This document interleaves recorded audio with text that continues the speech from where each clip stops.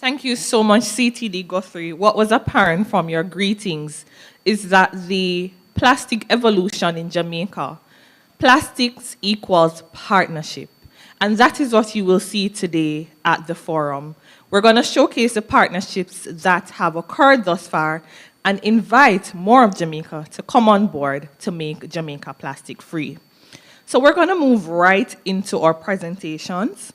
Our first presenter today is Mr. Anthony Mackenzie, Director of Environmental Management and Conservation at the National Environment and Planning Agency. Mr. Mackenzie has a wealth of experience in the area of the environment, particularly where plastics is concerned, and was instrumental in the implementation of the plastic ban and other measures and projects. Please join me in welcoming Mr. Mackenzie as he presents Plastic Pollution, Jamaica's Initial Response. Thank you very much, Ms. Anderson, Senator Samuda, distinguished members at the panel, distinguished members in the audience, including our Senator Sophia Fraser-Binns. Good morning. So I'll be discussing in brief Jamaica's initial responses to the issue of plastic and plastic pollution, particularly in the context of the policy framework that exists and how we've been moving from policy to action. So indeed, there is an existing policy and legislative framework in Jamaica and, of course, in the global context. And as we're seeing on the screen, Jamaica is a party to a number of multilateral environmental agreements that relate specifically to the issue of plastics and plastic pollution. So we talk about the Basel Convention on the Control of Transboundary Movement of Hazardous Wastes and their disposal, the regional agreement, the Cartagena Protocol for the Protection and Development of the Marine Environment in the wider Caribbean, and indeed that program has been driving a regional action plan on marine litter that Jamaica has been a part of, and I'll refer to that a little later. The United Nations Convention of the Law of the Sea, we've been actively involved in discussions in that regard as well, including also the International Convention for the Prevention of Pollution from Ships, which also presents a problem. Now, locally, the Ministry of Economic Growth and Job Creation, with support from NEPA, has been involved in pursuing local policies that have a direct bearing on our policy agenda. So we recall the National Policy on Environmental Management Systems that is in pursuit of a green economy. That was approved by our cabinet back in March 2019. An integrated waste management strategy and action plan, regulatory impact assessment on plastics that was recently done, and of course the National Green Economy Investment Strategy. All these documents provide the policy guidance, policy framework for Jamaica's response in relation to plastics. And of course, as Ms. Guthrie mentioned, Jamaica in 2019 passed local regulations relating to plastic and the ban of single-use plastic. So the Trade Plastic Packaging Materials Prohibition Order of 2018, as well as the NRC's Plastic Packaging Materials Prohibition Order of 2018 were passed. Now, the issue, as you no doubt would be aware, is that we are impacted by plastics all around. Plastics represent and single-use plastics in particular represent a pollution problem. This slide quickly shows that, in fact, the 10 top collected items on our shores are plastics. In particular, 60% are actually plastic bottles, the typical PET bottles that we know of. In 2019, they were the top contenders for pollution on our beaches across the island. No doubt. Now, I mean, and if you frame it in a regional context, in a survey that we recently did, upwards of 4% of the plastic on our coastline are from outside sources, meaning they have been taken from other countries and deposited on our shoreline. So, in fact, yes, there is a regional issue that we have to contend with, but certainly, locally, it's a big, major issue. So I'm just quickly highlighted that there's been a process. Back in 2016, I think Senator Samuda moved that motion in the Senate. The cabinet deliberated and made that decision, and a multi-stakeholder task force was established that deliberated and ultimately defined a phased approach to the phase-out of certain single-use plastics. And of course, NEPA was tasked with some aspects of the implementation. As Ms. Guthrie indicated, it was phased, so from 2019, 2020, 2021, there were various components of the single-use plastics that were banned based on the legislation. Now, we have found, and I think we in totality would agree that there's been general acceptance of the ban by manufacturers, retailers, and consumers, generally speaking. And there's been an acknowledgement of the positive environmental impact from the ban of these single-use plastics. However, there are still areas of work. The ban on the plastic foam food containers has led to an increase in the use of other plastic products, which we have to deal with. It's obvious that most shoppers nowadays carry their own reusable bags to the supermarkets. That's a big positive, and we're seeing that every day. And again, in terms of impact, and we're using data from the International Coastal Cleanup Day in 2019. Unfortunately, we can't make clear measurements from the last 2 years, given the COVID impact, but we have seen some positives based on the data that we're collecting out of International Coastal Cleanup Days. So we have been involved in a number of initiatives. And this slide shows a number of programs and targeted projects that the Ministry of Economic Growth, NEPA, that we've been charged with and we have been directing. So we've known about, for example, the Green Business Jamaica, the Adopt a Beach program, the Trash-Free Waters, which is a collaboration between UNEP and the Peace Corps, a number of other initiatives that we've been working on, the Plastic Minimization Project. An important one that I'd like to highlight is this effort, the Green Business Jamaica, which we have been working with the private sector and also with government departments and agencies in implementing. And I'm happy to indicate that there are some entities that have come on board and are really moving towards developing a stewardship and environmentally green program within their organization. So we're talking about Half Moon Hotel, Lee's Food Fair, Tasty Juicy Patties, Island Grill, Total, the University of Technology. These entities are on board with respect to the Green Business Jamaica, and we're expanding that process as we speak towards ensuring that our major sectors are brought into the process of green activities. Quickly moving on, important to note the value of recycling. In 2020, plastics that were recycled were valued at close to $500,000 US, and in 2021, that went up to $750,000 Jamaican dollars. And I mean, they're exporting to a number of countries around the world that we have partnerships with to accept recycling projects.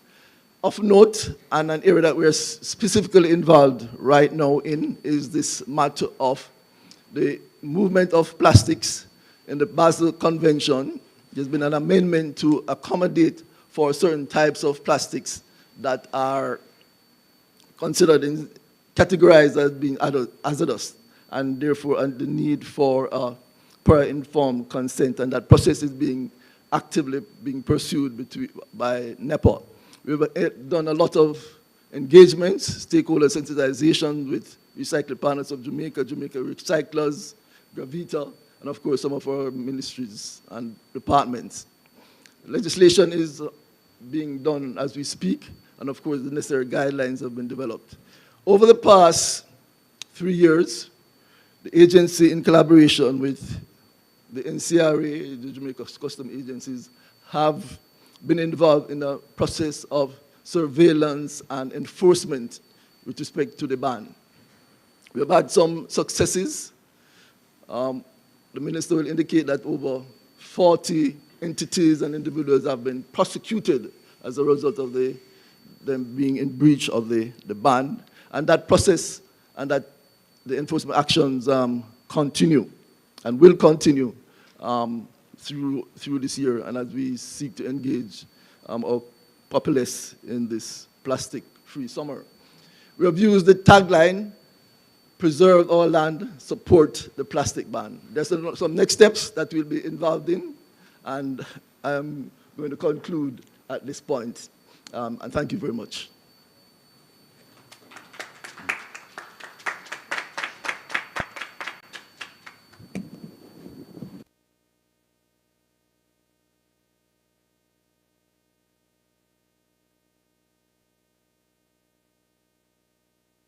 Thank you so much, Mr. McKenzie, for that very enlightening presentation. So just to recap, in terms of the enforcement, 42 businesses and individuals have been prosecuted thus far under the orders relating to the plastic ban. And in terms of the context, there are some local and international policy frameworks, including the Basel, the Cartagena Convention, and the Law of the Sea. And locally, we've also been working on the environmental management systems for the green economy and an integrated waste management strategies. And we've also seen from International Coastal Cleanup Day 2019 that the top 10 materials collected are plastic. So we know that we have a problem. And today at this forum, we'd like to show you some of the solutions that we have and ask you to come more on board. We know that some Jamaicans are on board through the Green Business Jamaica program, and we're inviting persons and businesses to get on board with that as well. We've also had the Adopt a Beach program, and we're getting closer to International Coastal Cleanup Day in about 2 weeks. So it's a perfect time to adopt a beach or a stretch of coastline which you can clean. So thank you, Mr. McKenzie, so much for that presentation. And we did learn quite a bit in terms of the government's initial response to the plastic problem. Next on our list, we have Ms. Philippa O'Connor. She's the unit head in the Technical Regulations Unit of the Bureau of Standards Jamaica, and she'll be presenting on using standards and regulations to support policy.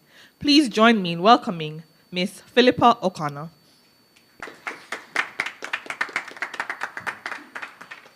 Thank you. Good morning, everyone.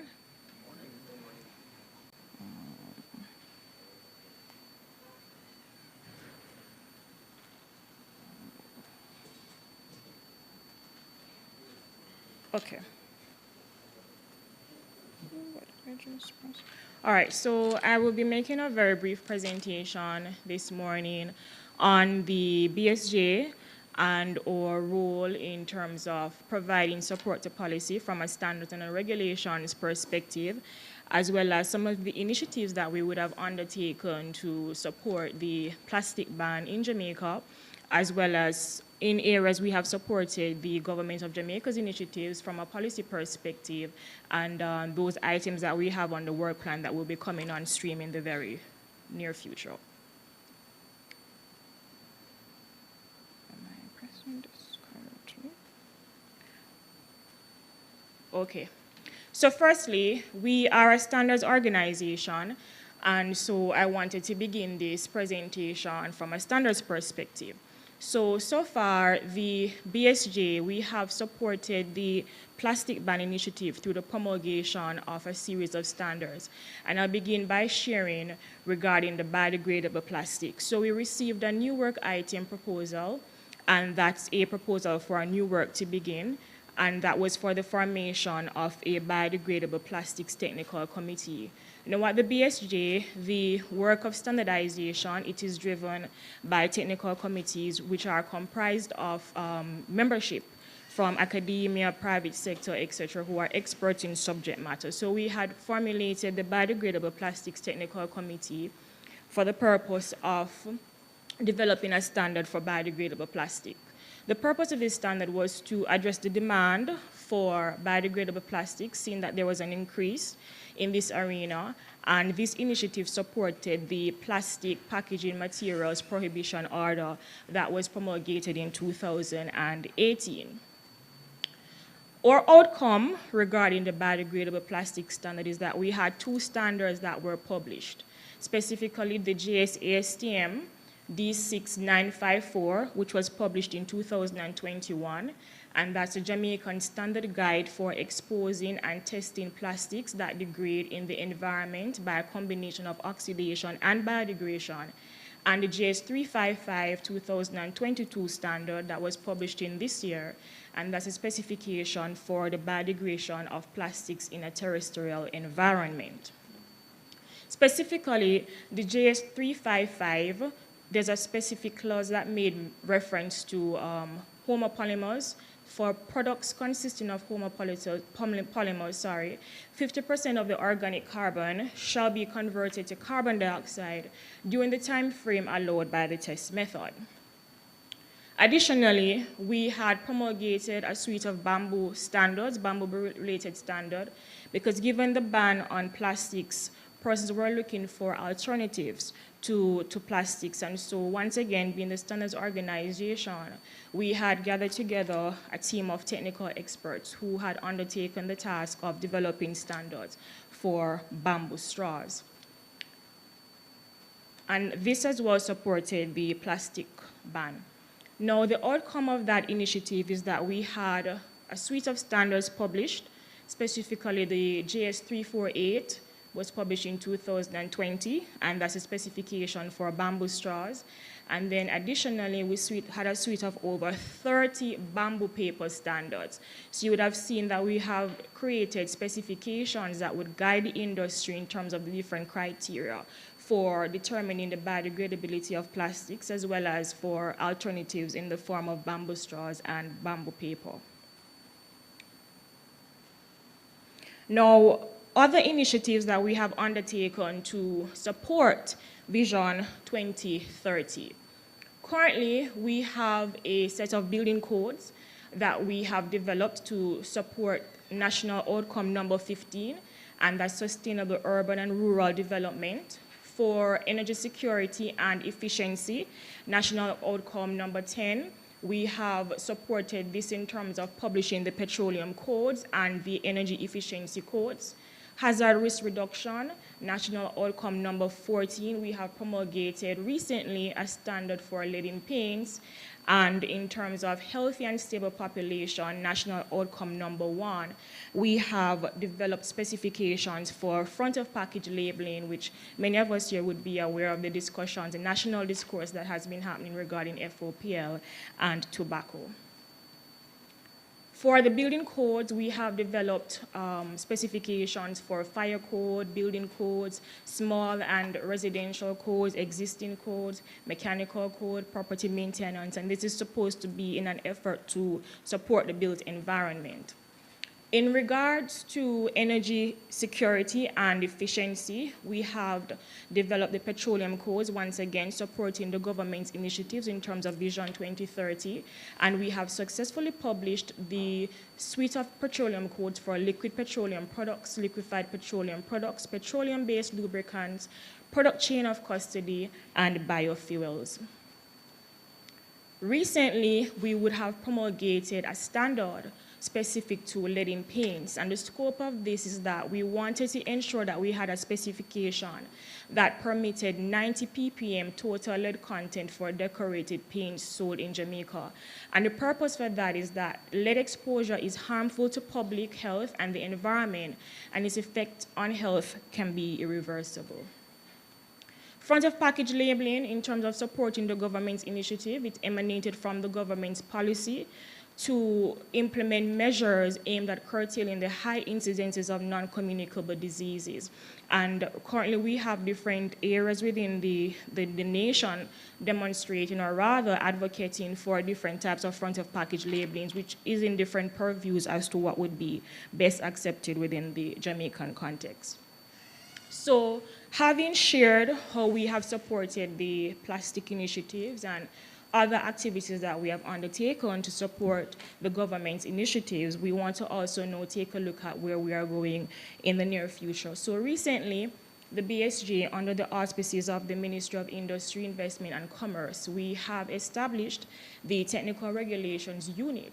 And this is in tandem with the National Quality Policy Goal number 4 for an effective and efficient technical regulations regime. Now, this unit was established in January of this year, and primary rationale is that we want to ensure that Jamaica is having full compliance with international obligations. And in this regard, in the remit of the BSJ, we want to ensure that we're fully complying with the requirements of the WTO-TBT agreement.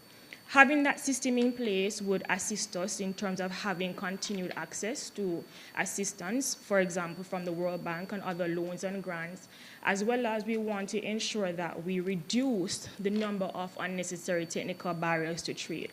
The Ministry of Industry, being a business ministry, wants to ensure that the process is as simple as possible in terms of getting persons involved in the business arena and ensuring that the process is as smooth as is possible. In summary, some of the main functions of the unit is to ensure that we manage the conversion of the current set of compulsory standards in our book, in our catalog here. We want to ensure that we provide compliance with the WTO-TBT agreement, and we provide technical advice, public outreach, and training in standards and regulations as necessary. Now, the Technical Regulations Unit is supported by what we call the Technical Regulations Regime. And the regime pretty much is the configuration of a system to include organization or entities, people, and processes that will transform compulsory standards to technical regulations as necessary, and publish new technical regulations to enable economic activity and to protect the health, safety, security, and environment. For some persons might be wondering, so what are compulsory standards and what are technical regulations, and why is it necessary for Jamaica to cease from promulgating compulsory standards to technical regulations? Firstly, currently how we have been doing things here over the years, our Standards Act prescribes that we promulgate compulsory standards. However, Jamaica became a signatory to the WTO-TBT agreement in 1995, and our Standards Act would have been published in 1959. So therein, we became a signatory after the Standards Act had been published. Currently, there's no such thing in an international sphere as a compulsory standard. Standards are voluntary, so you have voluntary standards and you have technical regulations. And so it's therefore necessary for Jamaica to be on par with what is happening internationally, hence phasing out the term compulsory standards and having them transition into technical regulations. Also, we have observed over the years that a lot of these compulsory standards, they would have prescriptive requirements that are technical barriers to trade because you're making the process a little bit too onerous now. And so we want to have those requirements phased out and perhaps subsumed in a technical regulation. So in light of that, in concluding, having the unit established in early January this year, we have successfully begun discussions for 2 areas, developing a technical regulation for processed food. And this initiative is being led by the Ministry of Industry, Investment and Commerce, which primary purpose for the regulatory management of processed foods for safe consumption. And we also are discussing with the Ministry of Health and Wellness a technical regulation for medical devices. And the purpose of this is to ensure that there's acceptable regulatory management of medical devices for accurate readings and diagnosis. And that would conclude my presentation. Thank you so much.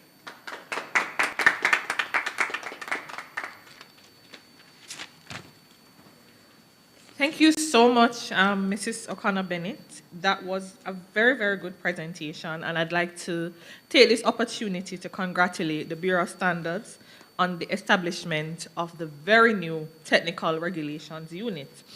And it does make a lot of sense in terms of moving from compulsory standards to technical regulations, and I'm sure that will also help with our compliance as well.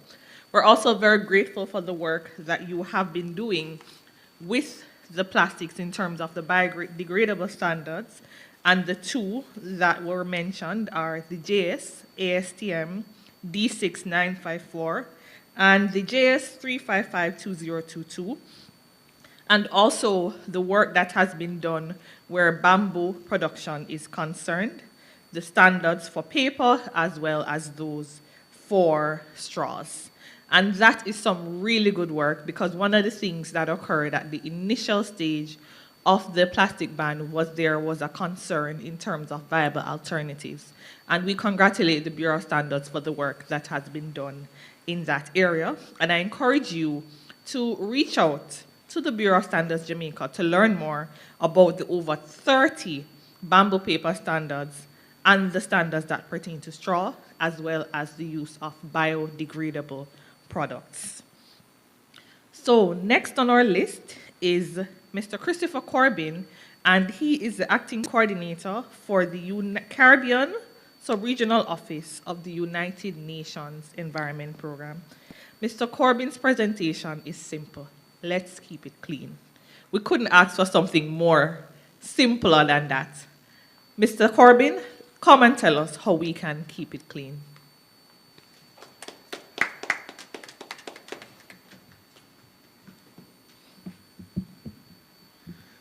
Thank you so much, Madam Chair, Honorable Minister, distinguished panel members, members in the audience, ladies and gentlemen online. It certainly gives me great pleasure on behalf of the United Nations Environment Program to share a little bit of the work we have been doing in Jamaica, but the work that we've also been doing regionally and how it compares to the efforts in Jamaica to address plastics and plastics pollution.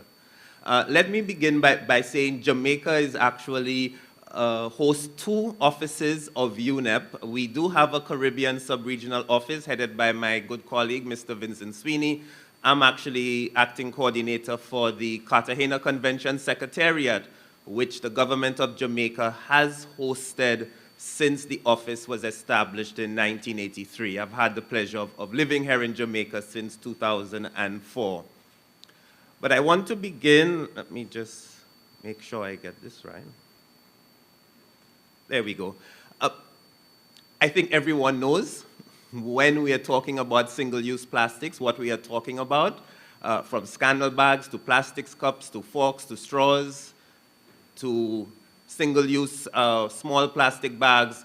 And as you've heard, the predominance of this that was found during our international coastal cleanups. And as you've also heard, most of these are being generated from land-based activities, but we have to recognize that some plastics also come from shipping and also move across the entire region. This was an effort that our office did during one of the international coastal cleanups, and it really signifies where do we begin. And I'm really would like to congratulate the ministry, NEPA, and all of the partners who have taken concrete actions to address the issue of single-use plastics. But the situation is grave, and some of the facts suggest that the Caribbean has 3.5 times more litter per kilometer than the rest of the world. It also shows that the Caribbean Sea has the second highest concentration of floating plastic. So as much as the efforts take place at a national level, we do also have to lobby for partnerships and for regional action. And the impacts are multiple.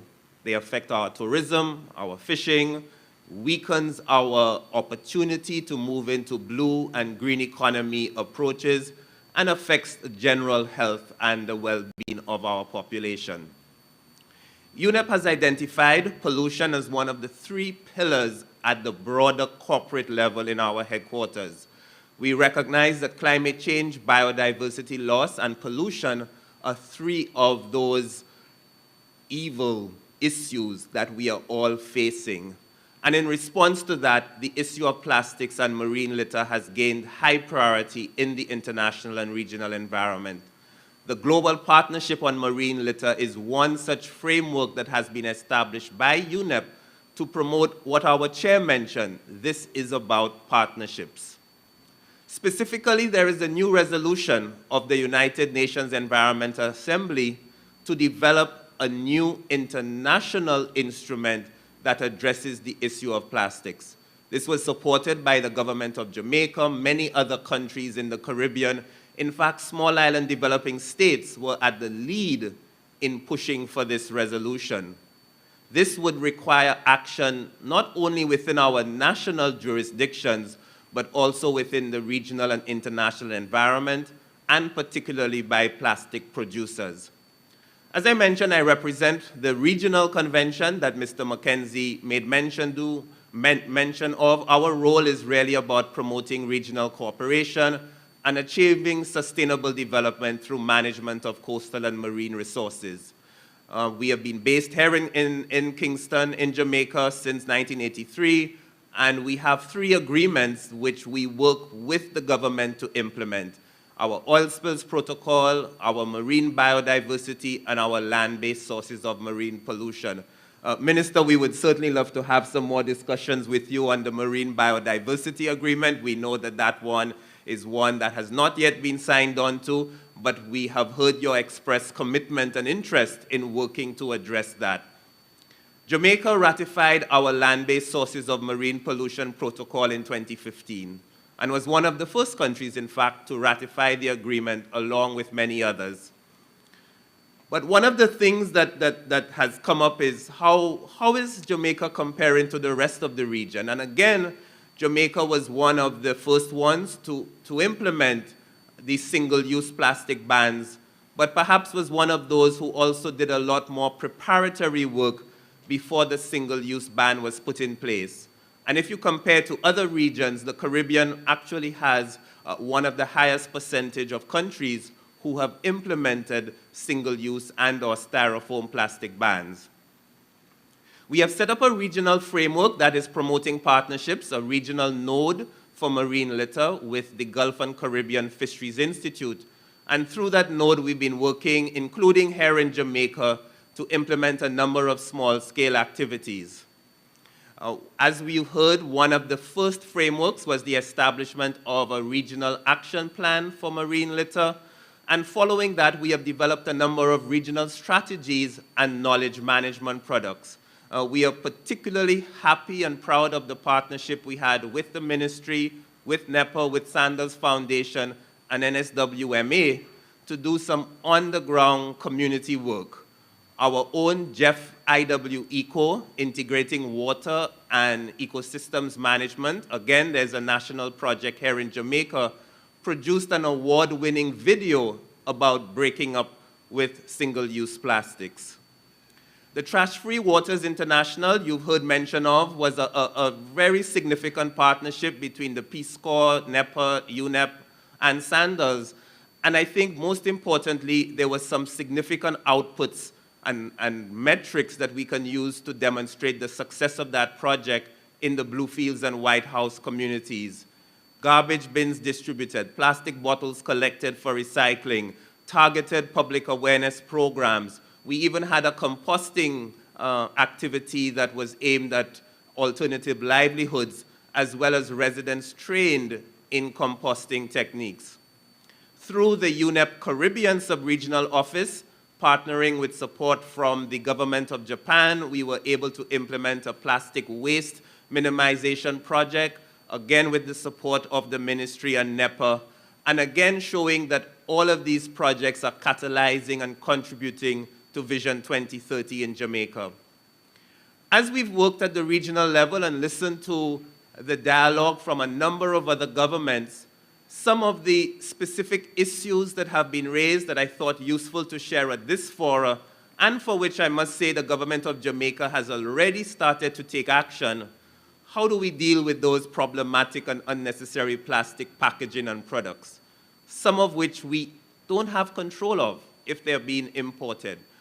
How can we continue to encourage the reuse models to reduce the need for single-use packaging and/or products? And I want to compliment the work particularly of the Bureau of Standards in setting up standards for things like those alternatives like bamboo. That is extremely critical. We've seen the need to incentivize. Let's be very honest. A lot of these things are not going to happen without appropriate incentives and disincentives in place that will actually encourage the general public and business owners to start to promote and use reusable, recyclable, or compostable packaging. We know the challenges. We'll probably hear a bit from the National Solid Waste Management on the collection, transport, disposal. Waste management is not just a challenge in Jamaica, it's a challenge globally, even within the developed countries.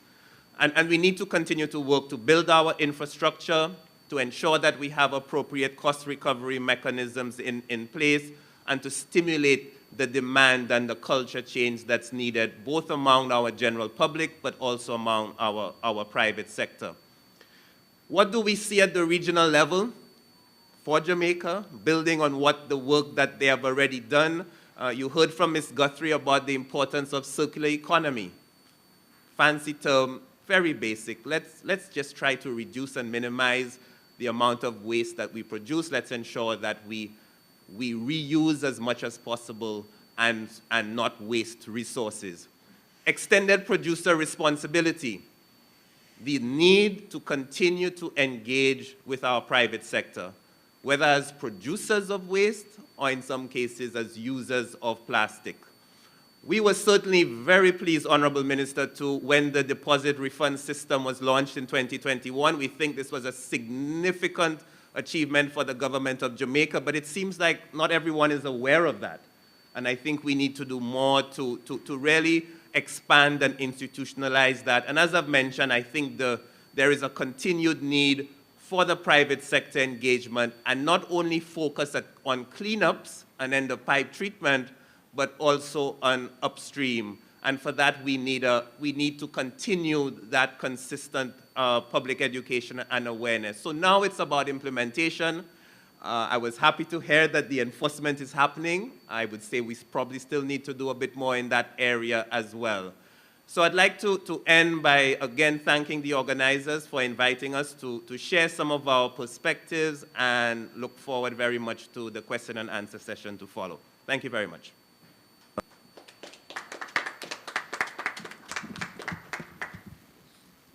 Ladies and gentlemen, you have to pardon me for being the most vertically challenged person here today. So if you see me adjusting the mic, that's the reason why. But I would like to change, actually, Mr. Corbin's presentation title. He said, "Let's keep it clean," which I said was simple. But having listened to his presentation, the new title that I'm proposing is, "We have to do this together." We have to do this together because the facet, managing plastic use and disposal is something that is multifaceted, and each of us in this room and online have access to using and disposing of plastics. And based on Mr. Corbin's presentation, we have no choice. We have to do this together. So that is my challenge to you, Mr. Corbin. And I was very, very, very interested in the statistics that came across in terms of the Caribbean having 3.5 kilometers, the statistics concerning that floating plastics in the Caribbean Sea. That is something that is concerning for us as small island developing states. And we welcome the partnerships on board from the UN Cartagena Secretariat. And also, the Global Partnership on Marine Litter, I know they have a website, and I'm encouraging those here, as well as those online, to check it out. The success stories from the Global Environment Facility Integrating Water, Land and Ecosystems Project, IWECO, and the trash-free waters in Bluefields, Westmoreland, Jamaica are two very good success stories, and I'm sure the work continues on the ground because the IW Eco project is still ongoing at this time. So the next steps, as Mr. Corbyn recommends, is for us to invest more into the circular economy. And there are great opportunities there as well.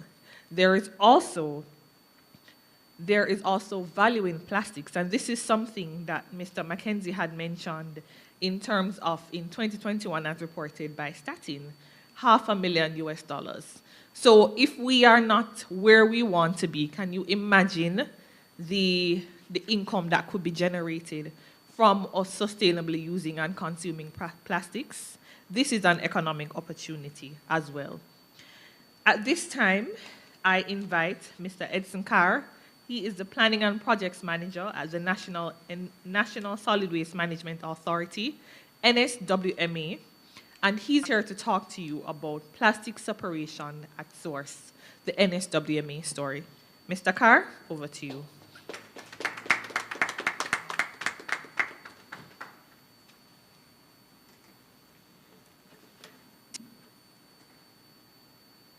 Morning, everyone. Morning, Minister, guests, and everyone online. So I'll be talking to you about NSWMA's story in relation to the separation at source. And Olivia had spoke about working together for us to dispose of our plastics in an environmentally sound manner. So we'll be talking about NSWMA's effort in helping the nation to work together to dispose of our plastics soundly.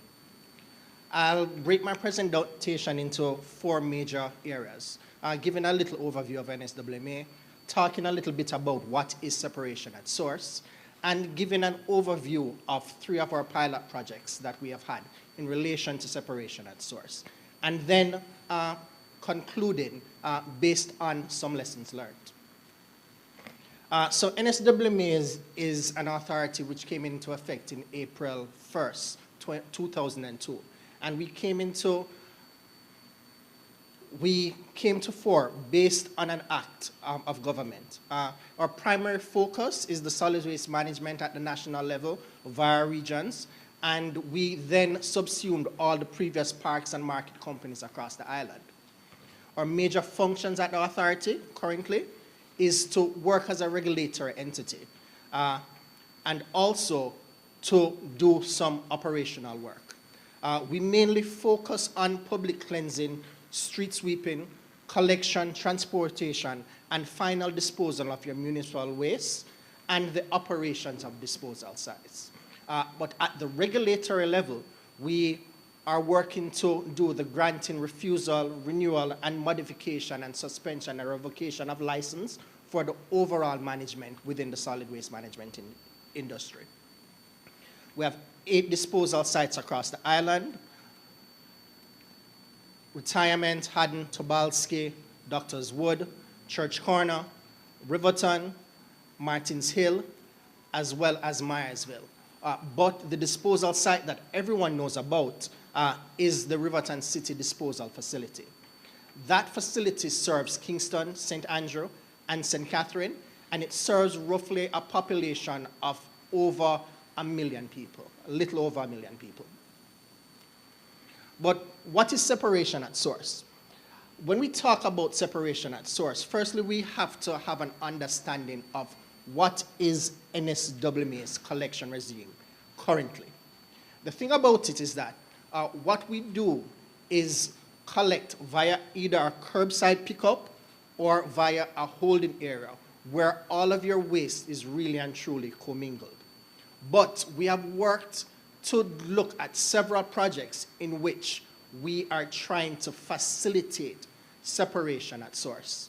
And what that means is we are working with several communities, mainly in relation to PET bottles, in which homeowners take their plastics and separate them for the collection of either our company-run vehicles or through a partnership with RPJ.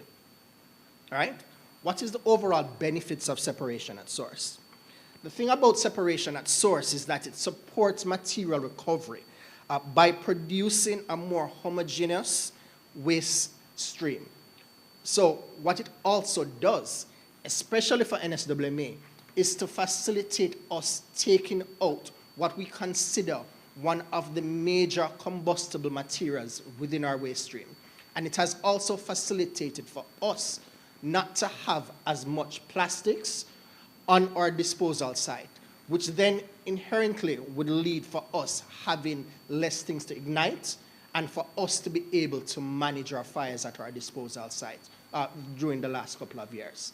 So we are now able to better manage them due to the level of separation that has been taking place across the island through our separation at source and also having our informal waste pickers removing these waste streams from the disposal sites. All right, so I'll be talking to you about 3 projects. The Integrated Community Development Project, which is called the ICDP, or Raytown Recycling Pilot Project, and our Nodal Belt Plastic Recycling Initiative, which is one of the largest initiatives that we have had in relation to separation at source.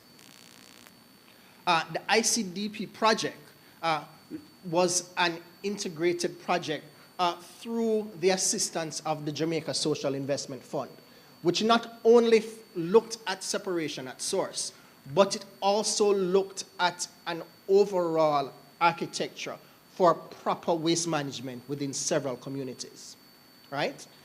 What I should also mention is that when we are looking at our pilot projects, we actually did them across different demographics to have a proper understanding of the socio-cultural impacts of separation at source and solid waste management. Because what works within a community, for instance, like Majestic Gardens, will not particularly work in a community like Cherry Gardens, all right?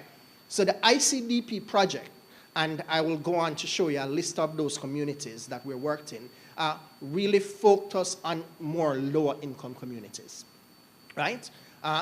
We had constructed roughly about 120 concrete enclosures for waste storage.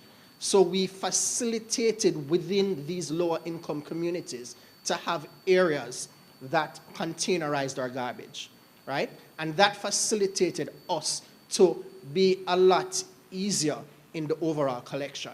But outside of that, we also tried to look at some composting initiatives, doing roughly about 20 compost units for the conversion of biodegradable waste into organic fertilizers, which was then used internally within those communities for farming. We constructed roughly 120 concrete, I said that before, and we constructed roughly about 20 stations for the storage and recycling of plastic bottles, right? So I'm not sure if you guys seen the screen, but we see photographs here of the enclosures that were built. The communities that we worked in were communities such as Greenwich Town, Majestic Gardens, Tivoli, Marchpen, Tos Meadows, and Flankers, just to name a few. In relation to the Raytown Recycling Project, the recycling project within Raytown was a part of a wider plastic waste minimization project, which focused on the reduction of marine litter along the Raytown Fishing Village coastline, reduction of the volume of garbage within the gullies, and also trying to create a culture of separation with the residents of the Raytown community. The thing about the Raytown project is that it was envisioned through the funding of the Japanese government through UNEP, and we worked closely with NEPA, who was the implementation agency, but we worked specifically on the pilot within Raytown. So what was the major scope for the Raytown project? We actually did cleanups within the community, a separation at source initiative that looked at utilizing environmental wardens, trying to ensure that the garbage collection was on time, and also with the environmental wardens, they facilitated with spreading the message of sound waste management practices. So what we facilitated and did is that we had trained 6 environmental wardens from the community of Raytown. And this was very important for us to ensure that the community in of itself felt a part of the project. We then seeded the community members who wanted to be a part of the project with biodegradable garbage bags to separate their plastics. And in doing so, the environmental wardens would then go out twice per week or 3 times per week to solely collect the plastic bottles from the residents of the community. This was then taken to a specific holding area, and then the NSWMA would collect from that holding area once per week, and then that was sent to Recycling Partners of Jamaica. That project lasted, sorry, I have the wrong figures here, but we collected roughly about 35,000 pounds of plastics within the Raytown community. And that project lasted roughly about a year and a half, thereabout. The last project that I'm going to be talking to you about is the Northern Belt Project.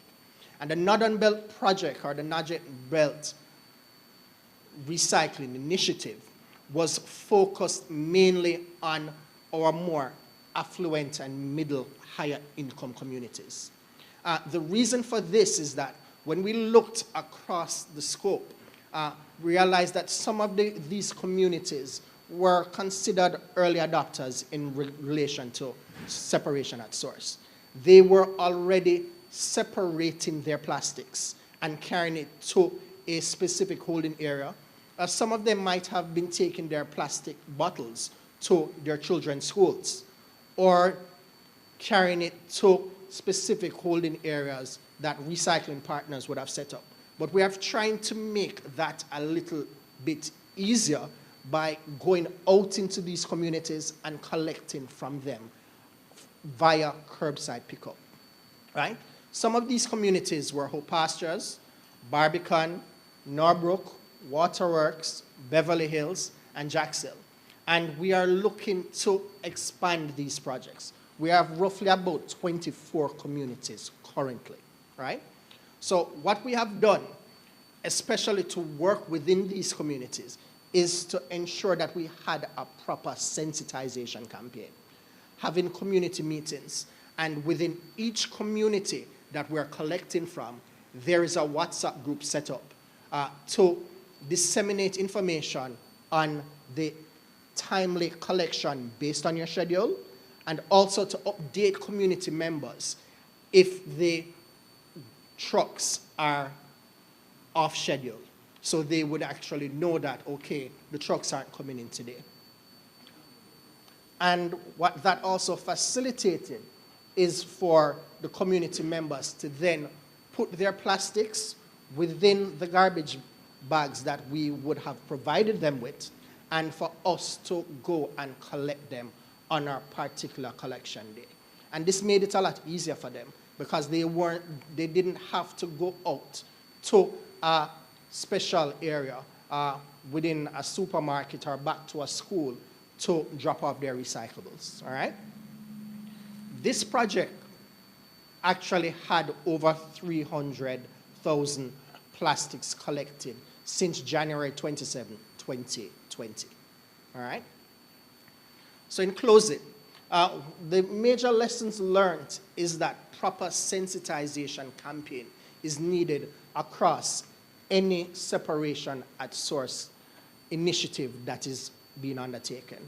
And we also realize that the sensitization of children is also very important, because children within the households drive their parents to want to separate and want to recycle, all right? one of the downfalls that we are seeing is that communities needed to be seeded with garbage bags. And this in of itself was highly unsustainable for us because there's a cost to that. However, we have had partnership with several entities, such as Recycling Partners of Jamaica, who would have given us recyclable bags to use. And what we also realized, with us also doing separation at source, it also provided greater efficiency for our overall collection of your normal municipal waste, because there's actually less garbage out there to collect based on that separation. So this is actually the NSWMA story as it relates to separation at source, and I actually thank you.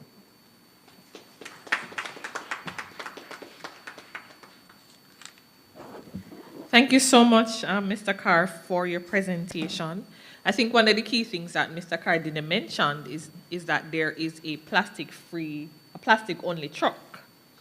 Yes, there's a plastic-only truck in Jamaica, which is the first of many to come. Hopefully, Minister, we'll see more of those coming out on stream, which was very instrumental in the Raytown recycling project.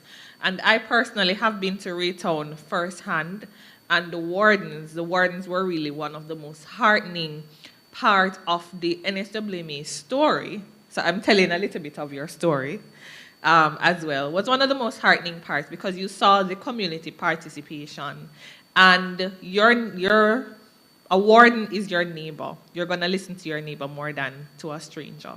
So we saw that the NSWMA implemented various strategies through their Northern Belt, the integrated the ICDP project, as well as the Raytown. And we take it for granted sometimes when they say a child shall lead them. And we saw evidence of this through this. I also appreciated the scientific approach that was taken by the NSWMA in trying different strategies and implementing those for the various communities. And you know, sometimes we're always saying that the efficiency of the garbage collection system is wanting, but we have a solution here. From these separation at source projects, we see that the collection is more efficient because we have to spend less time in the communities. So thank you, Mr. Carr, and thank you to the NSWMA for sharing your story. And we encourage the public to support the NSWMA and the projects of this nature, as I'm sure they'll be rolling out more in the very near future. Today, we have the most honorable Senator Matthew Samuda, who is the minister without portfolio, with responsibility for environment, water, and climate change. And he's here to bring us a keynote address.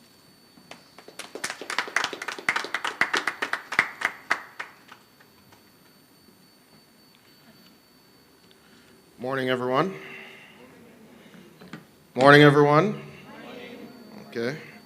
We'll give you some lunch soon, but it's indeed a pleasure to join this esteemed panel this morning, and I will start by recognizing the protocol which has already been observed.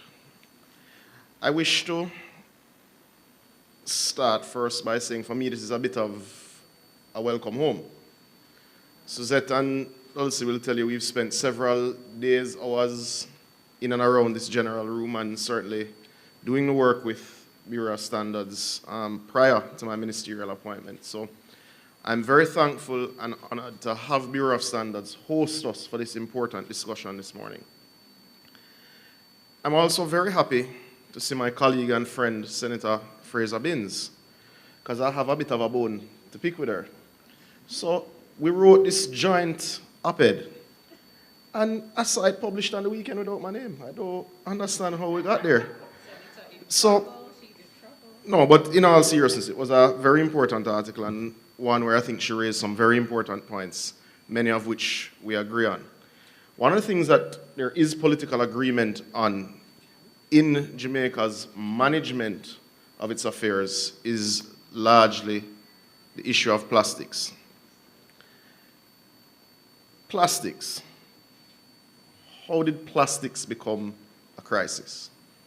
It's an interesting issue if you really think about the history of what plastics are, what we use them for, how we consume them as individuals, as humans. Plastics have revolutionized food packaging. In many ways, it has provided greater access to food because you're better able to preserve and ship food through the global supply chain to ensure that people get it. The problem you have with plastics is that because of how good it is as a packaging material, because it is so light, so cheap, we have gotten away. We have overdone it. Everything is wrapped in plastic, even what doesn't need to be. We so easily consume and discard that we have forgotten that this actually was produced using carbon-emitting petro substances. We have forgotten that just discarding something means something has to happen with it. You have to use it largely, globally. Further carbon emissions are generated just to collect it. Further carbon emissions are used to store it. And if you process it, as we are trying to do in Jamaica now, you're emitting more carbon just to process it. You're then emitting carbon to ship it back to source. So it's a very interesting loop that we as humans have created with how we interact with plastics. But where are we specifically, globally? Jamaica would have attended and supported UNIA 5.2 resolutions. Now, at the core of those resolutions, the one around plastics, has dominated the news, but the core of those resolutions is to put in place measures to address what is described as the triple planetary crisis. Now, a title like the triple planetary crisis tells you just how serious these issues are. Those issues are climate change, biodiversity loss, and pollution. Now, that meeting and that sit-down with nations focused heavily on the issue of plastic pollution. Not the only issue, but certainly the one that would have dominated a lot of the discussion. Jamaica supported the resolutions there because we accept that this is indeed a crisis. We see it, we feel it, we're, part of the problem, part of the solution at the same time, but we accept that the globe is indeed facing a triple planetary crisis. We accept that the issue of pollution is one of those pillars of that crisis, and we accept that plastic pollution is indeed a major part of the pollution problem, but one that we can fix. It is why Jamaica is very supportive of the INC, the International Negotiating Committee, which has been set up. I believe the work has started, and why I will say that we are prepared and we will offer to play our part within the INC, and if needs be, if we need to host or play any regional role, we're open to that and we will host any INC meetings necessary. But we agree there's a problem. Now, Jamaicans excel in everything that we do.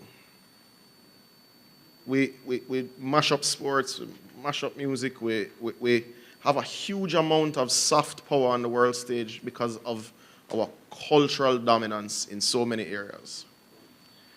I think it's time for us to look at how we are going to excel in our environmental management, in the management of all things sustainability, in the management of all things targeting resilience, in the management of all things targeting adaptation.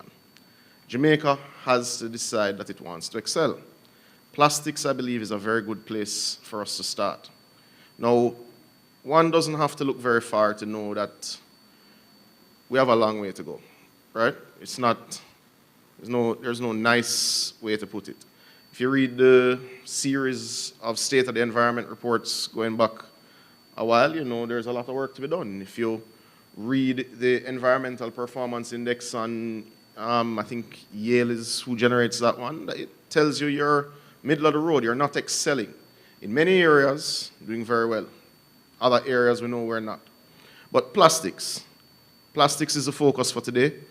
The Ministry of Economic Growth and Job Creation, in partnership with NEPA and the NSWMA, embarked on a program dubbed Plastic Free Summer. But this program has to extend way beyond the end of summer. The reality is 13% of Jamaica's waste is largely plastic, or is some form of plastic. Whether it's PET, HDPE, PC, whichever other category of plastic it is. And we know that for the vast majority of this plastic, it is indeed plastic bottles. And I think that's a good place for us to start. It doesn't make sense that we don't deal with the elephant in the room. Now, Jamaica does have a deposit refund scheme. Companies came together with the support of the Jamaican government to form what was called recycling partners. They started putting aside, in a voluntary manner, contributions per bottle to facilitate the development of this entity, and they have been making a valiant effort at recycling. However, no one in this room, no one listening on nationwide, no one following us online would tell you that this effort has resulted in the reduction of visible plastic waste that we would want to see. So we acknowledge first, good effort, always good when the private sector and members of civil society come together to make a change, especially where the government may have capacity issues. We applaud it. We are not where we need to be. And that leads me to the first point. Jamaica has a deposit refund scheme which is voluntary at this moment.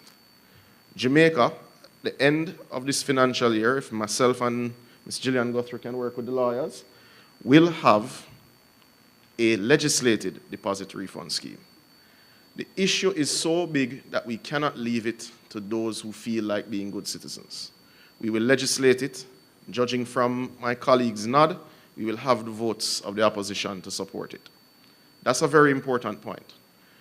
That system will have to work with customs, the NCRA, BSJ, NEPA, NSWMA, and indeed the Ministry of Industry in ensuring that the way we implement it is done seamlessly, it causes no disruption to supply and production, and it is done in a way where it does not trigger further inflation. We know there's a global inflation crisis. We don't want to implement something that is inflationary in a particular way. So we may have to do some seeding, and we'll go into that at a different setting. I think the deposit refund scheme probably needs a roundtable of sorts with all players to look at the varying issues. I think the working group structure that we would have used on the plastic ban may be something that we need to look at even before you get to a joint select committee type review.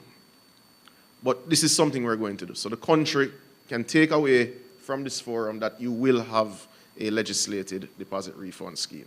And we're targeting the end of the financial year. That's one. The other issue now is, so if you think of what that's trying to achieve, right? That is trying to deal with issues of collection. It's trying to deal with building out a circular economy. It's trying to get, in many ways, the public, the business community, to help us collect 13% of the waste and bring it along their routes of travel to points of collection to make it easier logistically for NSWMA. But it also will help us to reduce our carbon footprint.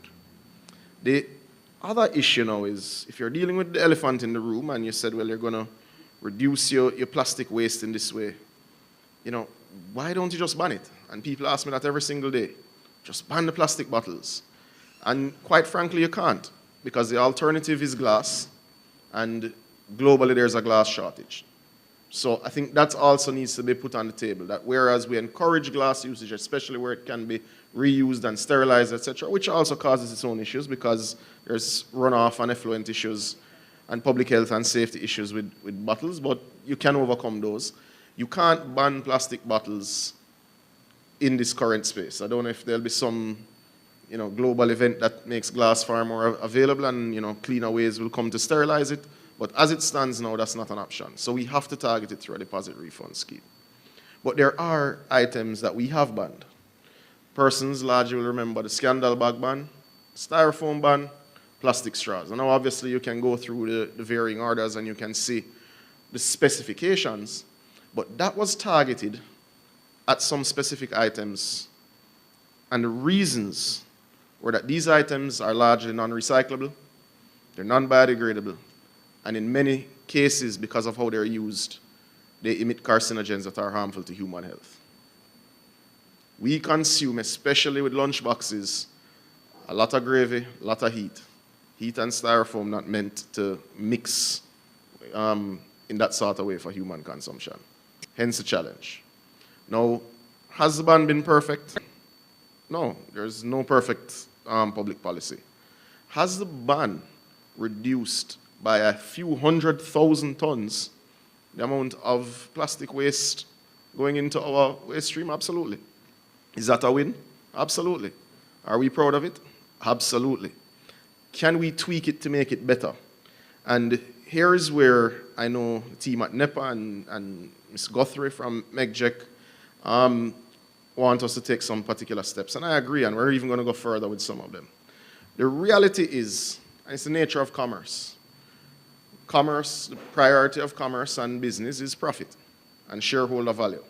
So persons will look at the regulations, unfortunately, and look at ways around regulations, ways that they don't run afoul of the law, but they're able to maintain their profit. We have seen persons who have gone right outside of the regulations on plastic bags.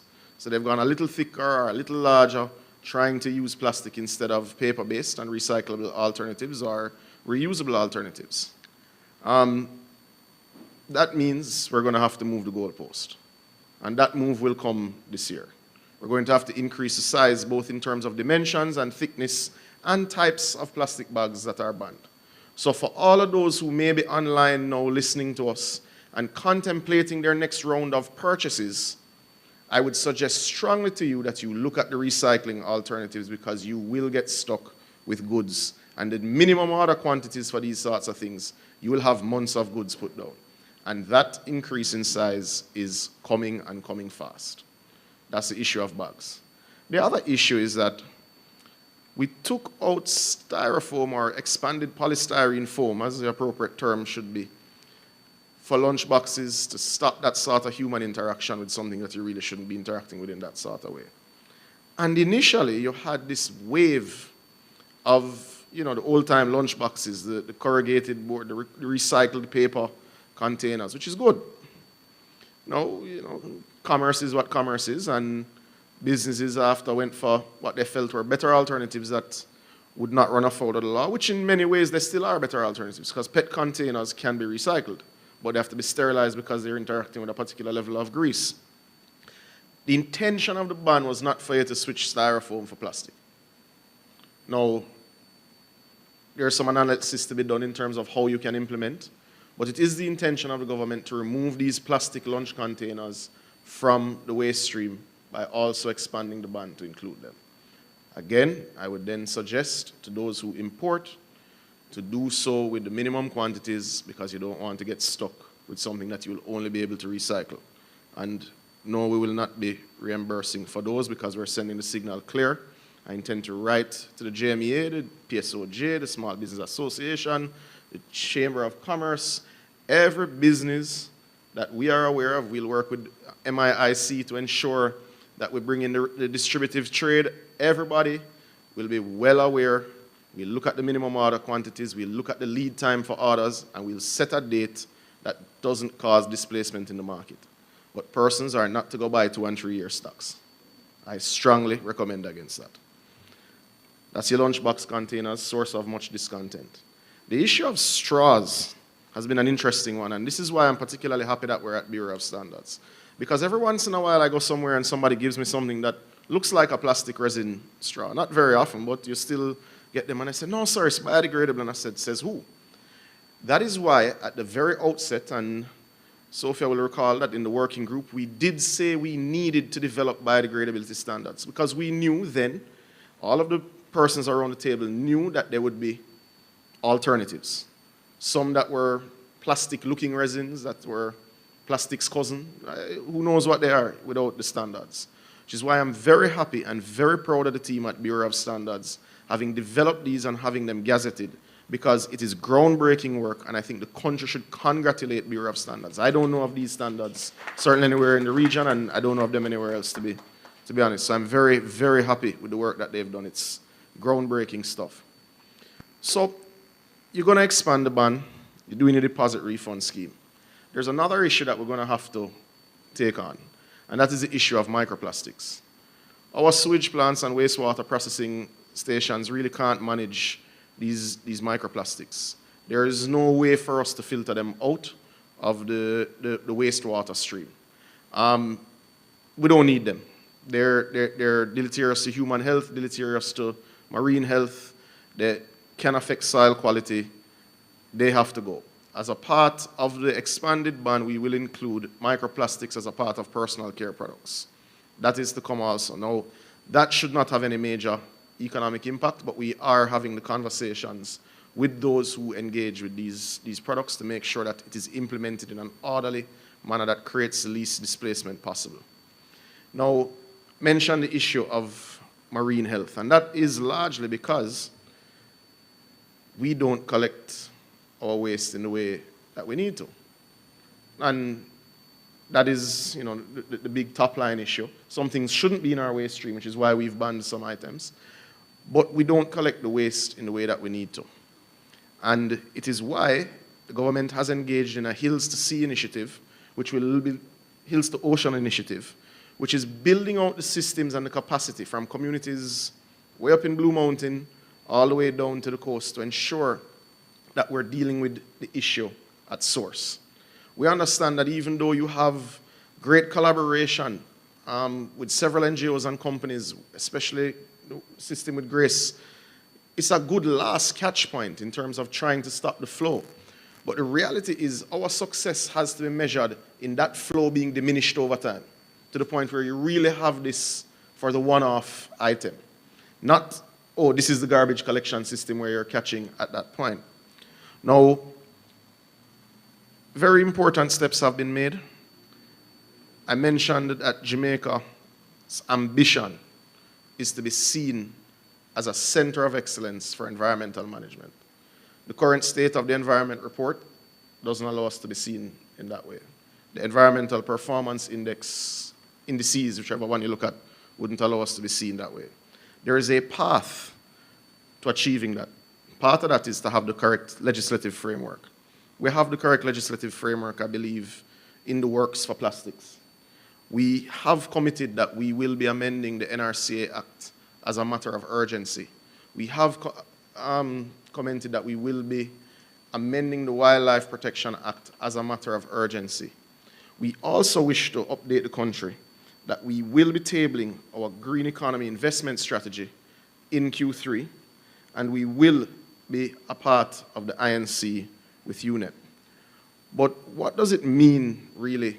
I mentioned Center of Excellence. What does that mean, broad context and in the context of plastic? Well, we're going to have to disaggregate all of the things that are classified as environmental management, and we're going to have to accept that as a part of our economic development doctrine as a country, we are going to manage our environment with very strict regulations in a manner that is enforced and that gives confidence but gives predictability. It cannot be haphazard. It is why I'm very happy that NEPA was able to report that 42 persons have been prosecuted. Now, we're going to go on a drive. I'm going to be working with the NCRA and indeed Customs and the JCF over the coming months.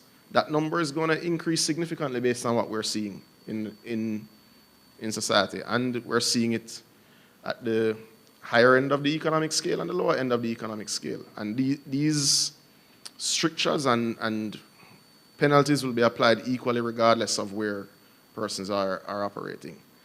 Now, that's important because we're going to have to collaborate, because the reality is the stronger fines are under the NCRA, under the Trade Act rather. So we do have to work with NCRA to ensure that we give the sorts of sanctions that deter people who seek to breach this space. Yes, we're amending, yes, the fines will change, but there's no need to wait because you do have the ban on the two pieces of legislation, and that's something that we're particularly important, that we view as particularly important.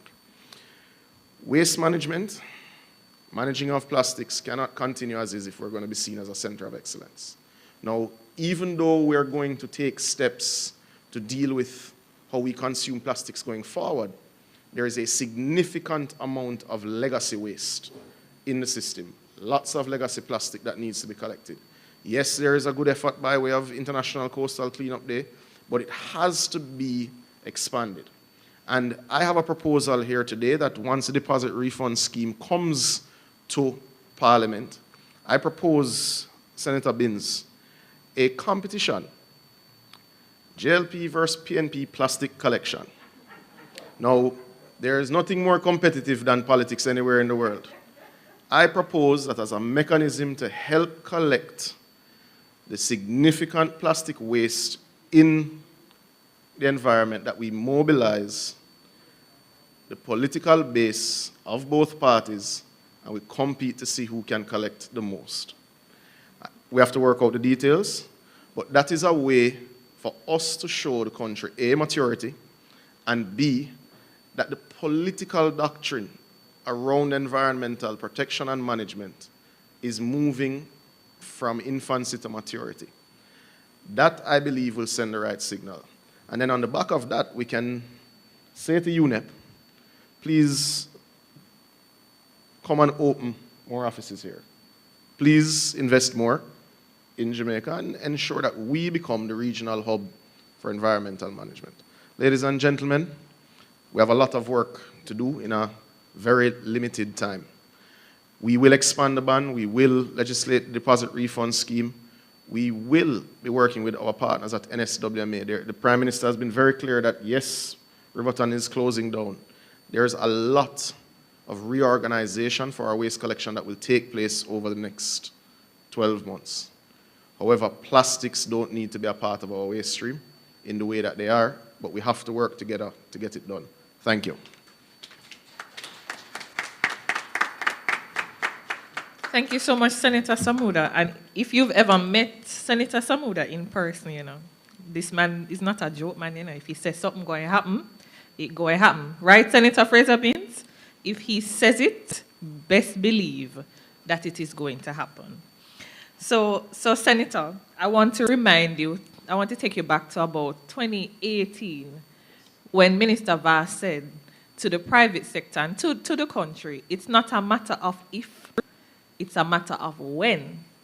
So I just like to use this opportunity to say that, to concur with the minister to put the nation on notice about the upcoming changes.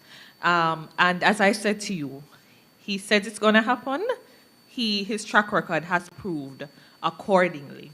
And we will work together to make it happen. We have no choice, because this is an opportunity for Jamaica to excel in plastics. And the minister made some very key announcements regarding the legislative deposit refund scheme to reduce our carbon footprint. We commend the work of the Recycling Partners of Jamaica and their continued investment in that area. Microplastics, the removal of microplastics from personal care products, the increase in the dimension, the size, the dimension, and the thickness of the products, the single-use products that are already banned. So these are some very important announcements for the public to pay attention to at this time. I know that we're close to the end of our session today, but I do have some questions for our presenters based on their discussions, and we're striving to keep it to within the time that's remaining.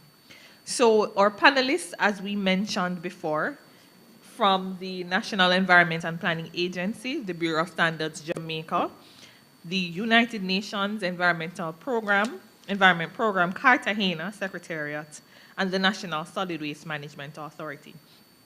So I'm going to start with Mr. Carr, and to congratulate the NSWMA also on the celebration of their 20th anniversary. So Mr. Carr, the first question for you, have there been any improvements through the projects that you've done in the use and disposal of single-use plastics?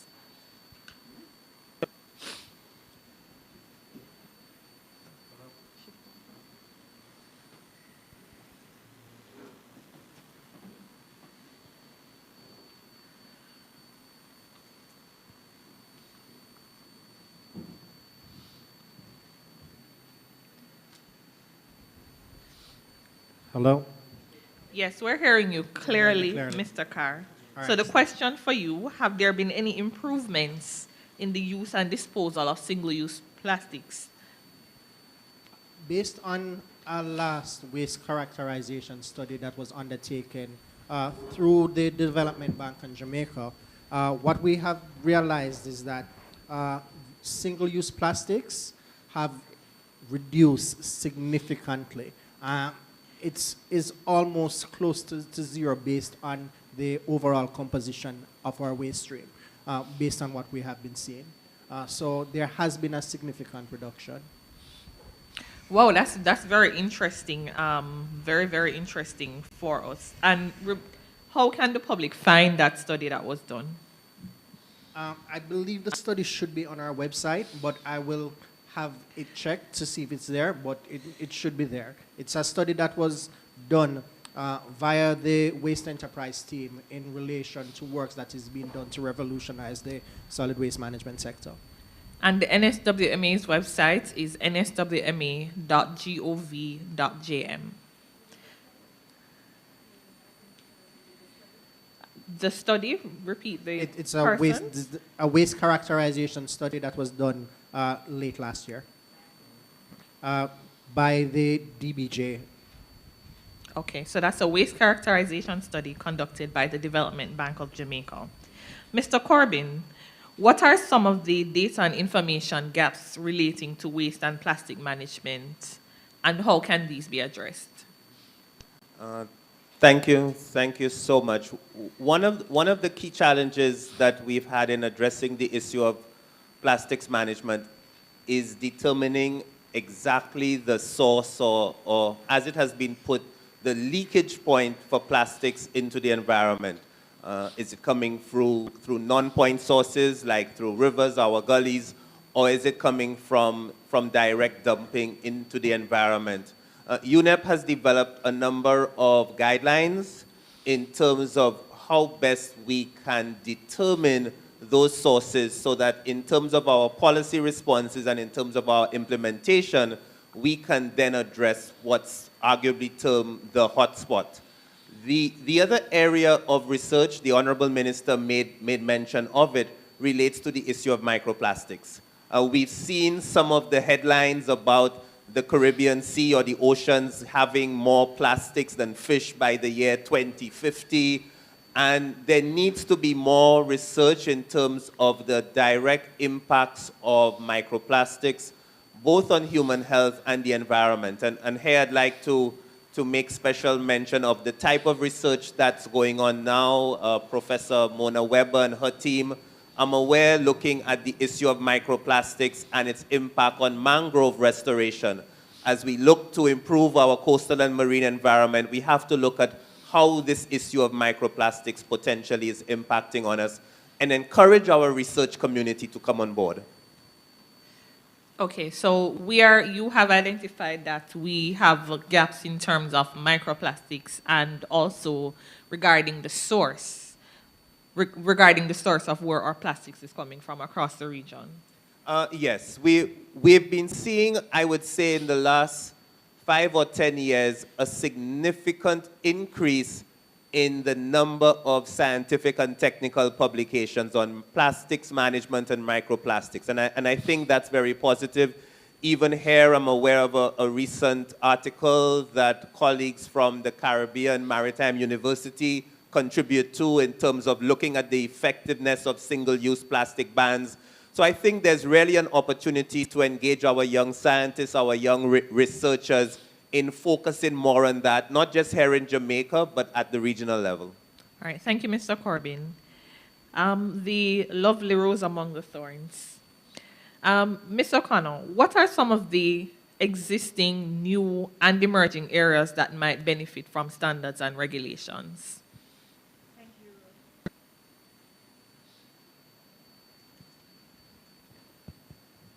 Thank you for that question.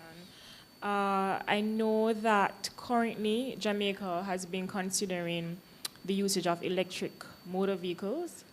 I believe that could be an area that we could consider with regards to standards and regulations, more along the side of safety. So possibly we could have some further discussions in that arena to see where we could probably develop specifications and regulations to meet that need. With specific regard to plastics, is there any room for any additional standards and regulations that could benefit the single-use plastic use and the biodegradable community? Definitely.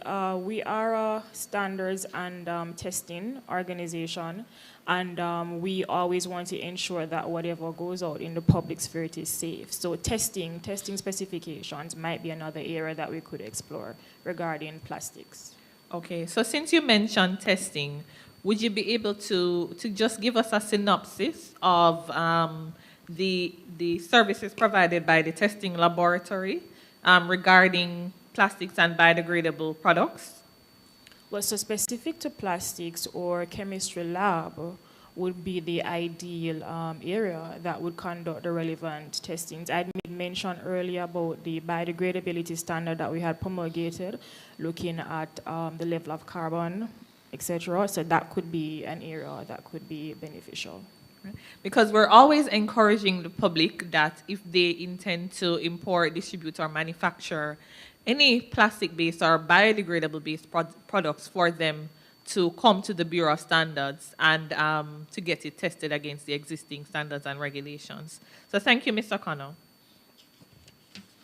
Mr. Mackenzie, when the single-use plastic ban when was the plastic ban introduced, and what were some of the types of plastic that were introduced into the ban? And how has based on the research and the work that has been done by NEPA, how has those been integrated by the public? Thank you very much. So the ban came into effect by virtue of the two pieces of regulations on the 1st of January in 2018. So it's been over 3 years. 2019, sorry, my apologies, 2019. So yes, we have observed, and it's been documented, we have seen significant positive responses to the ban. We, as the minister indicated, I mean, no longer do we see the polystyrene foam food packaging material. No longer do we see the typical scandal bag, and I must quickly say that we are having some issues with respect to this scandal bag in some segments of the society and the marketplace.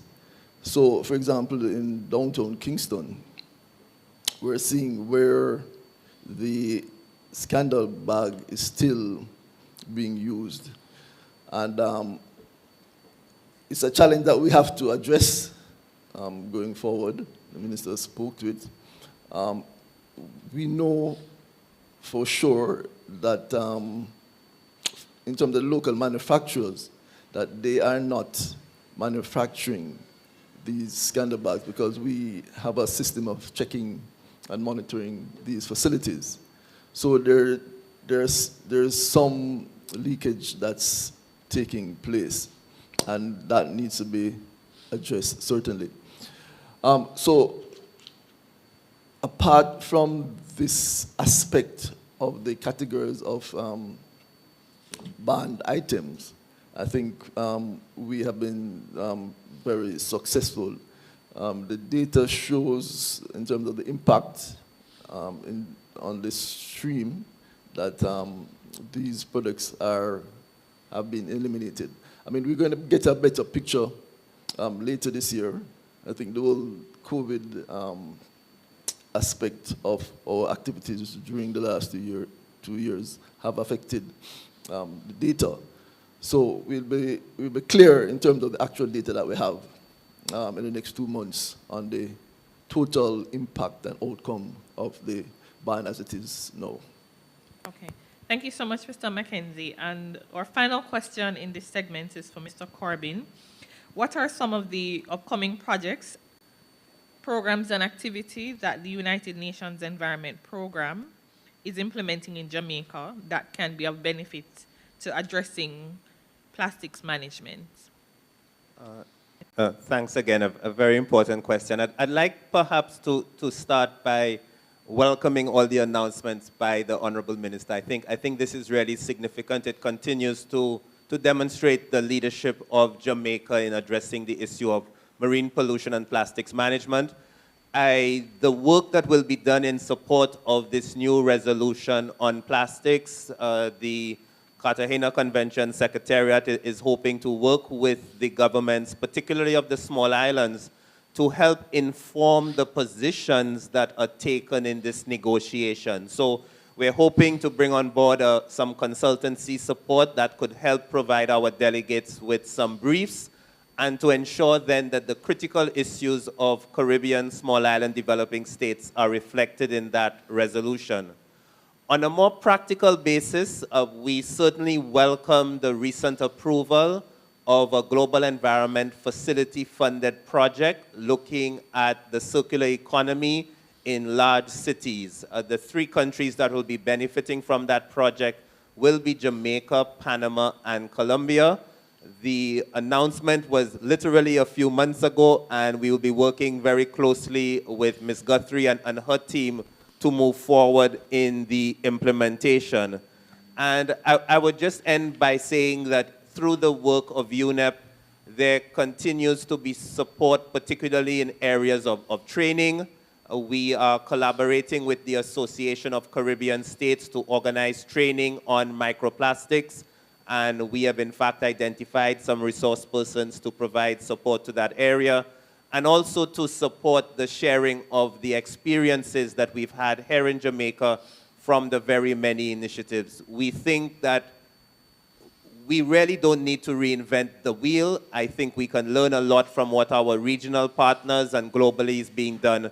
So part of the role of the Secretariat is actually to help facilitate these exchange of best practices, promoting knowledge management, and of course, reaching out to the general public. Thank you. Thank you so much, Mr. Corbin, and that is some exciting news in addition to what the Minister has already put on the table. So I'd like to extend special thanks to our panelists, Mr. Anthony Mackenzie, Director of Environmental Management and Conservation at NEPA, Mr. Edson Carr, Planning and Projects Manager at the NSWMA, Ms. Philippa O'Connor-Bennett, Unit Head of the Technical Regulations Unit, which was formed in 2022. And we must continue to congratulate the Bureau of Standards on the exemplary work that they have been doing in Jamaica and leading the region. And Mr. Christopher Corbin, Acting Coordinator of the Caribbean of the United Nations Environmental Program, Cartagena Secretariat. Got it. So I trust that everyone here joining us online and on Nationwide today have benefited from the discussions and that it has been well received.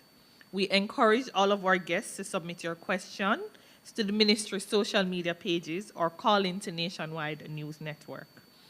And just a fact before we go, did you know that 15% of all plastic waste generated in Jamaica is made from plastic bottles? These bottles are used for packaging water and other beverages in Jamaica, and the Minister has outlined a strategy to deal with that. We all have a part to play. Together, we must make this happen. Thank you to everyone for joining us today, and we hope that you will take on board some of the suggestions from our presenters and begin to implement them in your personal and professional spaces. On behalf of the Ministry of Economic Growth and Job Creation, thank you for tuning in to the Plastic Free Summer Forum. Thank you.